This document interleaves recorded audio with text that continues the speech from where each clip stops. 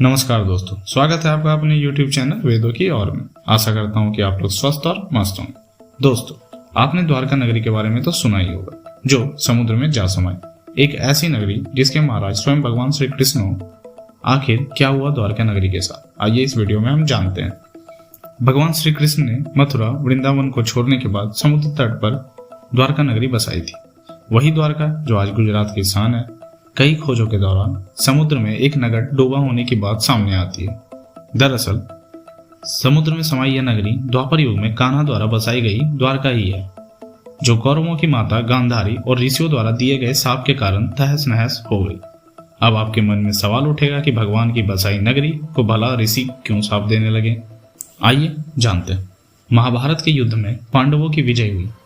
श्री कृष्ण ने युधिष्ठिर को राजगद्दी पर बैठाया और राज्य से जुड़े नियम कानून उन्हें समझाकर वे कौरवों की माता गांधारी से मिलने पहुंचे। कान्हा के आने पर गांधारी फुट फुट कर रोने लगी और फिर क्रोधित होकर उन्हें शाप दिया कि जिस तरह तुमने मेरे कुल का नाश किया है, तुम्हारे कुल का अंत भी इसी तरह होगा। श्री कृष्ण साक्षात भगवान थे, चाहते तो इस शाप को निष्फल कर सकते थे, लेकिन उन्होंने मानव रूप में लिए अपने जन्म का मान रखा और गांधारी को प्रणाम करके वहां से चले गए। इसी तरह समय बीतता गया। एक दिन श्री कृष्ण के पुत्र सांब द्वारका नगरी में अपने मित्रों के साथ हंसी ठिठोली कर रहे थे। उस समय महर्षि विश्वामित्र और कण्व ऋषि ने द्वारका में प्रवेश किया। जब सांब के नवयुवक मित्रों की दृष्टि इन महान ऋषियों पर पड़ी तो वे इन पुण्य आत्माओं का अपमान कर बैठे। इन युवकों ने सांब को एक महिला के वेश में तैयार किया और महर्षि विश्वामित्र तथा कण्व ऋषि के सामने पहुंचकर उनसे बोले, यह स्त्री गर्भवती है, आप देखकर बताइए कि इसके गर्भ से क्या उत्पन्न होगा। दोनों ही ऋषि युवकों के इस परिहास से अत्यंत क्रोधित हुए और उन्होंने कहा कि इसके गर्भ से एक मूसल उत्पन्न होगा, जिससे तुम जैसे दुष्ट, असभ्य और क्रूर लोग अपने समस्त कुल का नाश कर लेंगे। इस घटना का पता श्री कृष्ण को चला तो उन्होंने कहा कि यह ऋषियों की वाणी है, व्यर्थ नहीं जाएगी। और अगले ही दिन सांब ने एक मूसल उत्पन्न किया। इस मूसल को राजा उग्रसेन ने समुद्र में फिकवा दिया। साथ ही श्री कृष्ण ने नगर में घोषणा करा दी कि अब कोई भी नगरवासी अपने घर में मदिरा नहीं बनाएगा, क्योंकि कृष्ण नहीं चाहते थे कि उनके कुल के लोग और संबंधी मदिरा के नशे में कोई अनुचित व्यवहार कर परिवार सहित एक दूसरे का नाश कर बैठे, क्योंकि ऋषियों की वाणी तो सच होनी ही थी। धार्मिक पुस्तकों के आधार पर महाभारत युद्ध के 36वें वर्ष में द्वारका नगरी में बहुत अपशगुन होने लगे। कान्हा ने सभी यदुवंशी पुरुषों को तीर्थ पर जाने के लिए कहा। इस पर सभी लोग द्वारका नगरी से तीर्थ के लिए निकल गए। प्रभास क्षेत्र में आने पर विश्राम के दौरान किसी बात पर ये लोग आपस में भिड़ गए।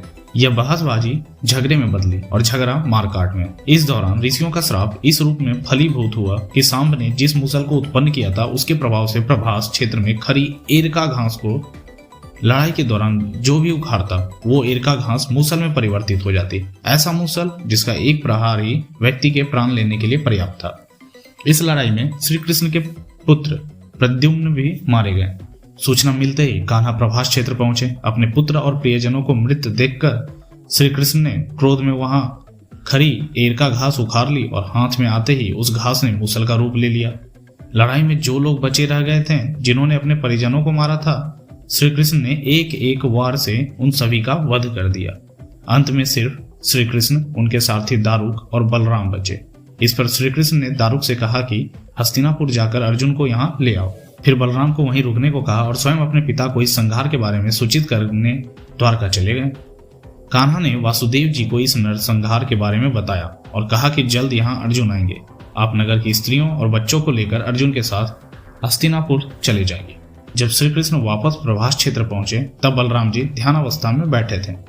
कान्हा के पहुंचते ही उनके शरीर से शेषनाग निकले और समुद्र में चले गए। अब श्री कृष्ण इधर उधर घूमते हुए अपने जीवन और गांधारी के शाप के बारे में विचार करने लगे और फिर एक पेड़ की छांव में बैठ गए। इसी समय जड़ा नामक एक शिकारी का वान उनके पैर में आकर लगा, जिसने दूर से उनके पैर के अंगूठे को हिरन का मुख समझकर वान चला दिया था। जब वो शिकारी शिकार उठाने पहुंचा तो श्री कृष्ण को देखकर क्षमा मांगने लगा। कान्हा ने उसे अभय दान देकर देह त्याग दी। अर्जुन ने द्वारका पहुंचकर वासुदेव जी से कहा कि वह नगर में शेष बचे सभी लोगों को हस्तिनापुर चलने की तैयारी का आदेश दे। फिर अर्जुन ने प्रभास क्षेत्र जाकर सभी यदुवंशियों का अंतिम संस्कार किया। अगले दिन वासुदेव जी ने प्राण त्याग दिए उस पर उनका अंतिम संस्कार कर अर्जुन सभी महिलाओं और बच्चों को लेकर द्वारका से निकल गए। जैसे ही उन लोगों ने नगर छोड़ा, द्वारका का राजमहल और नगरी समुद्र में समा गई।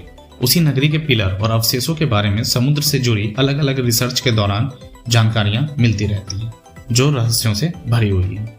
ऐसी और वीडियो देखने के लिए चैनल को सब्सक्राइब करके बेल नोटिफिकेशन को ऑल पे सेट कर दें। वीडियो पसंद आई हो तो लाइक करना ना भूलें, कमेंट सेक्शन में अपनी राय जरूर दें। धन्यवाद।